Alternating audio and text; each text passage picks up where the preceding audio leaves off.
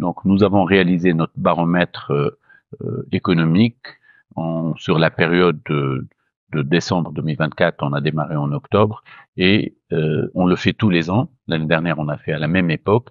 L'année dernière, nous avons eu 180 réponses. Cette année, nous avons eu 243 réponses. Ça veut dire que l'échantillon est assez représentatif et c'est un bon échantillon. Les grandes conclusions de ce baromètre, c'est que les entreprises adhérentes à la Chambre enregistrent une croissance. 42% enregistrent une croissance de leur chiffre d'affaires. Cette croissance est un peu en décélération par rapport à 2023, de 5%. Ça veut dire qu'on fait moins de croissance. Il y a de la croissance, mais moins de croissance. En termes d'investissement, il y a une stagnation des investissements. Donc, on fait encore de l'investissement, mais il y a pas mal d'entreprises qui n'ont pas investi et celles qui ont investi, qui n'ont pas investi autant que ce qu'ils voulaient. Donc, la comparatif aussi, quand on a posé la question aux investisseurs en 2000, aux entreprises adhérentes en décembre 23, donc qu'est-ce que vous allez faire pour 2024?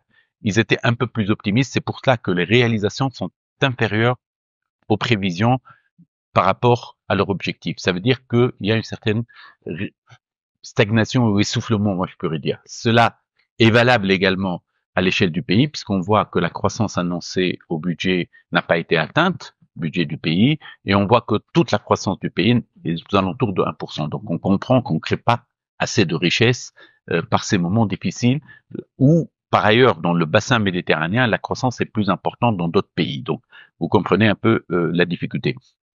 Quand on leur a posé la question sur les contraintes à l'investissement, eh ben la pression fiscale sont en premier à 96% avec les difficultés financières et autres qui viennent après, administratives ou la bureaucratie entre guillemets, mais la pression fiscale, et c'est vrai que la pression fiscale en Tunisie a dépassé les 35%, elle devient une pression fiscale très forte, on est les premiers d'Afrique et on est proche de la pression fiscale des pays de l'OCDE, même supérieure à certains pays. Ça veut dire qu'aujourd'hui, en termes de recommandations, il faut s'arrêter d'équilibrer le budget uniquement par l'augmentation de l'impôt, mais il faut élargir un peu plus la base et surtout créer de la richesse par de l'investissement qui, lui, va générer des revenus supplémentaires pour l'État. On ne peut pas générer à partir d'un même revenu en pompant un peu plus sur la fiscalité. Donc, ça, c'est un élément très important. Ce qui est rassurant, c'est que par rapport à l'environnement économique, social et politique, la perception entre l'année dernière où il y avait des craintes très importantes, mais quand on a fait le sondage l'année dernière, cette enquête, on l'a faite en décembre, donc 2023, et les gens étaient, ils s'attendaient des élections en Tunisie, ils savaient pas quel serait l'avenir. Tu sais que le Tunisien et les étrangers sont sensibles à la stabilité politique.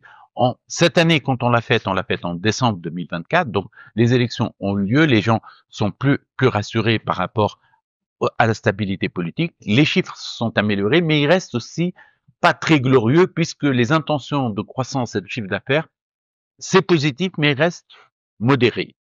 Donc, en termes de développement, on s'attend au développement durable, même si beaucoup d'entreprises ne sont pas concernées par la taxe carbone, mais ils commencent à faire de l'investissement dans la technologie, le bien-être dans le travail, dans des éléments très importants, et je pense que les entreprises adhérentes à la Chambre sont très sensibilisées à cela.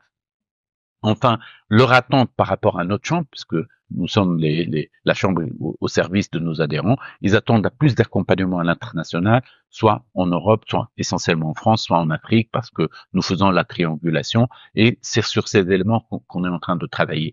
Pour le pays, moi je pense que l'opportunité d'investissement aujourd'hui qui nous est offerte par notre positionnement au sud de l'Europe et au nord un peu de l'Afrique, un hub avec un potentiel de talent très très important, puisque nos talents sont en train d'être arrachés aussi bien dans la médecine, dans la technique, dans les enseignants, etc. Et donc, on est capable d'attirer des investisseurs importants pour des co-développements sur des projets. Et là, le potentiel également qui est très important, c'est dans l'énergie, puisqu'aujourd'hui, quand on voit notre balance commerciale, elle est très impactée par l'énergie. Quand on voit les subventions, l'énergie prend plus de 7 milliards du budget de l'État, beaucoup plus que le montant de l'investissement fait par l'État. Donc ça veut dire si on travaille sur les énergies renouvelables d'une manière intelligente, ça peut être l'avenir du pays en se basant sur les talents que nous avons et la technologie, puisqu'on a des champions en informatique.